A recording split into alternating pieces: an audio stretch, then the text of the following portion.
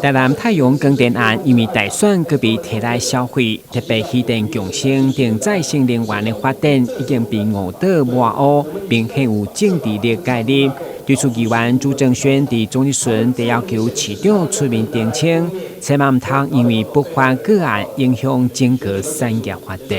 张五块的这个柯文哲，他有来我们的这个海线来看一下我们的渔电共生那个是不是请市长？我因为他来看了以后也没了解多少，他甚至连是不是渔电共生的案场，还是专门种电的，他都搞不清楚。然后对渔电共生产生很多污名化，甚至对于我们的永续能源产生很多污名化谈话。近零碳排已经是一个全球配置末然能源的一个潮流了。那所以说，在台南如果能够发展风电或者其他再生能源、氢能什么，我都愿意，都欢迎。但是因为台南现在的强项就是在太阳能光。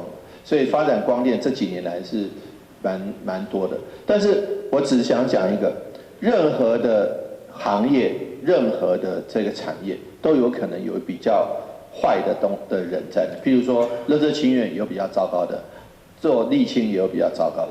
同样做光电，如果有人做不法的情况，就应该让司法机关去追究。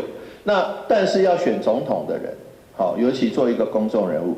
如果是用一个不实的消息来误导民众，来污名化光电，我觉得其实是蛮可惜的。台湾的绿能转型路上需要不断调整，检测会有心人士操作犯错。不过，有人企图借着抹黑光电来进行政治操作，也是因为台南是热清的本命区来攻击，来斩断台南绿能发展的道路。议员认为，对台湾未来绿能发展拢是伤害。台南新闻，阮籍张硕维采访过的。